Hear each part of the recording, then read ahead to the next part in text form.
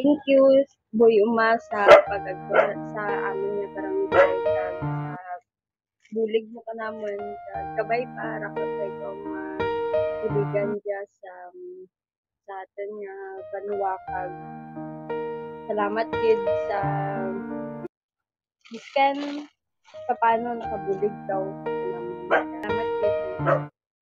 Nandito tayo ngayon sa Barangay Magsaysay, patungo ng Tiki. So, magbigay tayo dito ng kahit kunting tulong lang mga kauma ko.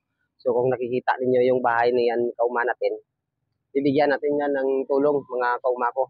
So, tulungan natin. So, tatawag muna tayo ng tao. So, tao!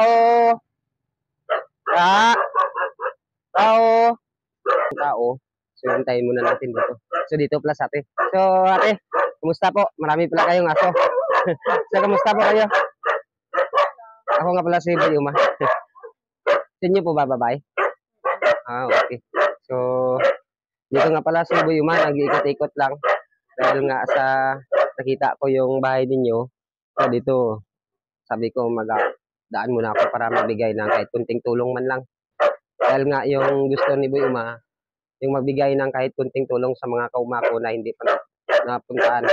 Lalo na dito sa Magsaysay, hindi ko pa nabigyan. So, dito ulit, bumalik ulit si Bayuma. Kasi nakaraang araw pala, nabigay rin kayo doon sa mga Vargas Compound. Nabigay din ako doon. So, mga kauma natin, nandito pala tayo sa bahay ni, ano pangalan po, ma'am? Tiffany Bacauco. So, shoutout pala sa mga, shoutout po yan sa mga Bacauco pamilya. Nandyan sa Patungon ng Tiki, nandyan sa poblasyon. So, shoutout sa Bacauco family. So, na-shoutout na kayo dito ni Boy Umaso. Talag ka ngayon sa araw na ito dahil nga sa ikaw talaga ang napusuan ni Boy Uma na bibigyan ngayon ng kunting tulong man lang. So, may bibigay si Boy Uma para sa iyo, ate. Dahil nga nandito tayo sa Bacauco family, so magbigay tayo dito ng kahit kunting tulong man lang. Dahil nga sa ilalim pa siya, so magbigay tayo. Bigas, ate.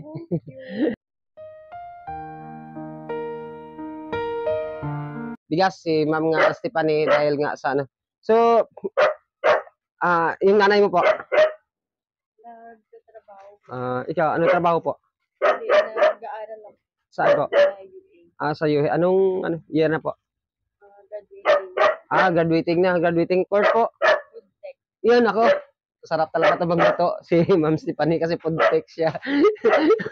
So, maraming salamat talaga ang Ma'am Stephanie. So, pero hindi pa nagtatapos yan. May bibigay pa si Bayuma.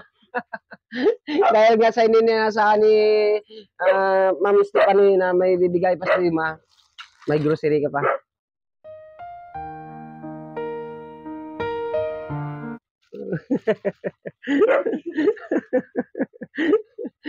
Ito, kaya nga ang gusto lang ni Bayuma na umiikot-ikot kasi nagbibigay talaga si Bayuma ng kahit kunting tulong man lang sa mga kauma natin.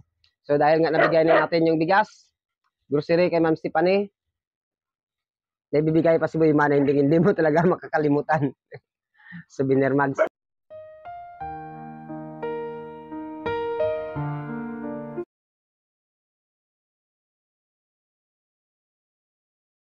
So ano masabi mo, Ma'am Stephanie, dahil nga sa mga tulong ni Bayuma na ibinigay sa inyo dito?